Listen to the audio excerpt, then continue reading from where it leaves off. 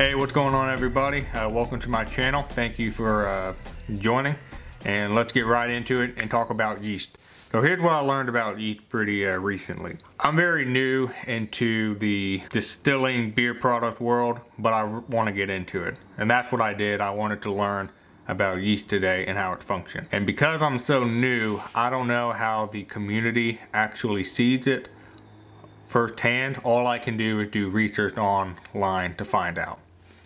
And what I found was that yeast can actually affect the flavor.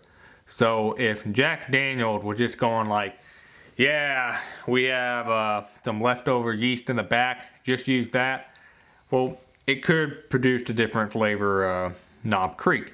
And maybe people don't like that. And for the economics reason, they can just refarm their yeast over and over again. I believe the process is like bread when they do their leaven, where all you gotta do is just feed it and kind of take some out, feed some more yeast to it. Or is it dry molasses? I can't remember. I think that's how they do theirs.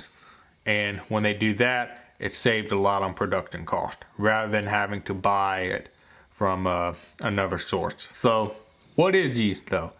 I talked about how they grow it. So is it alive? Yes, it is alive. And funny enough, it's actually a fungus. Now, I don't know about you, but when I thought of yeast, I always thought of it like a bacteria kind of thing. I don't know why, but it's actually a fungus. And the cool thing about fungus is they are very similar to animals in the fact of how they take in oxygen and exhale carbon dioxide, unlike a plant where it's the reverse. Yeast is in every product that contains alcohol. When it comes to products like those White Claws, I'm not sure how they do that, or Four Locos. Yeast is in wine, cider, mead, beer, and spirits, or whiskey if you prefer. And for all those products, what a yeast has to have to live is nutrient, oxygen, sugar. And those are the three things that needs to live. And we're not talking about temperatures. We're just talking about what the yeast has to consume. The yeast will eat sugar, and funnily enough, the scientific name for yeast is this. I'm not going to try to pronounce it, but it means sugar-eating fungus. So yeast is actually pretty accurately descriptive, which I find interesting. So as far as sugar goes, the more sugar yeast have to consume, the more alcohol they can produce, depending on the yeast tolerance for the alcohol level once it reaches peaks. Now, how do you know how much sugar is too much sugar? If you have a 1 gallon product, then I would say a cup of sugar or 2 cups of sugar, I would say that's enough. But I'm guessing really. If you want to say 5 cups of sugar, I'm going to say that's too much. But again, I'm ballparking. I don't know. So how do you know specifically? You use a hydrometer. And now what a hydrometer is it will read the sugar level in the product.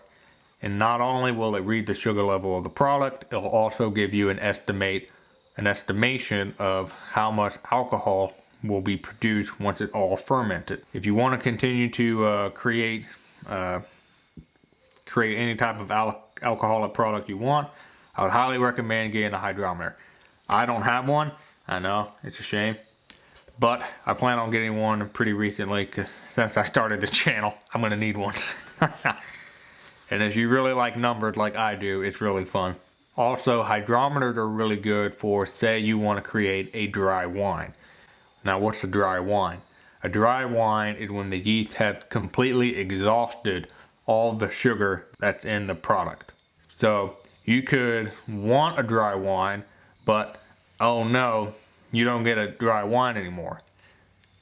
The alcohol percentage is at its peak. The yeast cannot survive in that environment, and you still have sugar in your product. So that's another reason why you want a hydrometer. So you can control that variable and you can get your expected result that you want. So invest in a hydrometer. And since I mentioned dead yeast, what dead yeast will do is, what do you think? You think it's gonna float up or float to the bottom? I'll give you 3 seconds to decide. Bang! The yeast are gonna sink down to the bottom. Thank goodness. Well, actually no, if the yeast actually floated up, I think that'd be pretty cool, because all you have to do then would scoop it out. But then if you scoop it out, then you're going to kind of mix it back up, and then you're going to have to wait for it to settle, for it to float up again. So yeah, it's actually a pretty good thing that all the yeast float down. Because what's going to happen is, if you have your product right here, all the yeast that's all mixed in is going to sink down. And what that means is that all of this is nice, good product. Like a wine, that's some nice, good wine that you can drink. You can continue to do another filtration, but we're not going into there. But what will happen is the yeast will have a layer. It can be thin, it could be small, just depending on how you want to do it. But it can be a layer of yeast that's just going to sit there at the bottom. And it feels like goo, and it's a pretty fun to stick your hands in. And if you actually know this, can you tell me, do people actually reuse that yeast on the bottom? I've heard that some people do, like those fermenters where they're like cone shaped, and beer people use it too. And at the very bottom, it's like for a wine, it holds the yeast in. Do people use those to reuse that yeast, or is that just to collect all the yeast for ease of use so that they can dump it out?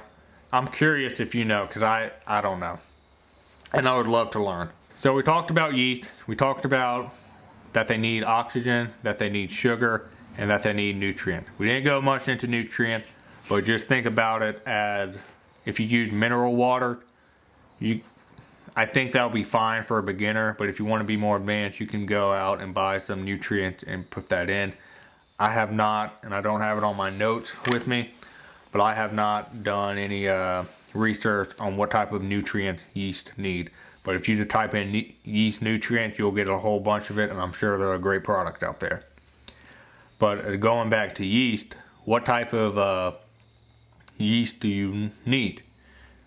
Well, I would say at the beginner, just simply get bread yeast that you find at your local grocery stores. That's what I started out with, and I feel like a lot of people start that out.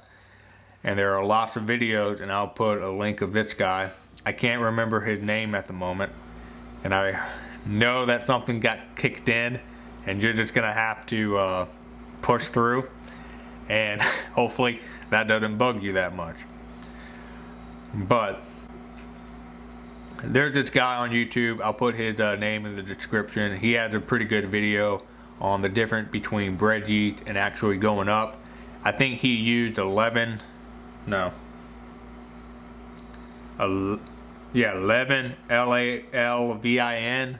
I think he used that type of yeast, and that type of yeast is actually designed to handle wine. Now the greatest thing about that is, because it's designed to handle wine, it can actually give you a greater alcohol percentage.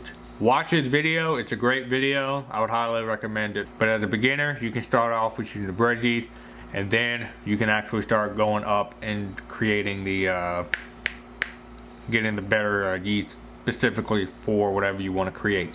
Alright, in closing statement, that's about as much as I know about yeast currently. This is where I'm at in my level of progression.